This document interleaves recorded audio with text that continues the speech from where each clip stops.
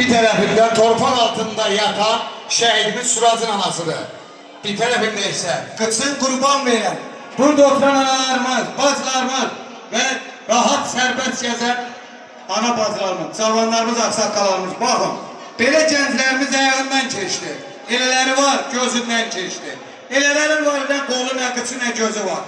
Bu cür belə cidləri yaddan çıxartmayalım. Bu cür şişəs arabasında bu oturmamalıdır. Nəyə görə oturub? Bizlər üçün, xalqımız üçün 6 il keçsə də belə. Yine bunları yaddan çıkartmaq olmaz. Çünkü bunlar sizlere göre canların kurban verdiler. Təki vətən sağ olsun dediler. Analarımız qara bağladı başına. Ancaq yenə də xeyir işlərimizdə bizlerin yanında olarak təki vətən sağ olsun dediler. Bir ana, bir qazi.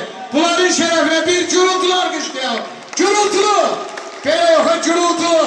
Bunlar sizden sonra canlarından gedir kardeşler. Analar, bacılar, bax bu gün zabit kardeşimiz, yine de deyirəm, 3 reyli bayraq altında bizləri qorumasa, and olsun Allah burada rahat otura bilməzsin. Gəlin bunları heç vaqiyyətdən çıxarmayalım. Kardeşim, qarşında baş əyirəm. Sənin kimi kardeşlerin simasında, bütün qazilərin qarşısında baş əyirəm. Allah səni şəfa versin, can sağlığı versin. Anam, sənin də qarşında baş əyirəm. Azərbaycan xalqı sizlərə borcudur. Vəsvəsindən asılı olmayaraq, imkanlı olun, istir milyoner olsun. Sizin evlatlarınız olmasaydı, vallahi onlar hamısı torpaq altında olacaqdı. Qarşıda baş əyirəm, bu tuaydan mübarək deyirəm. Gələn qonaqlar da var olsun, gələn əyəqləri var olsun. Var olasın. Sağ olun.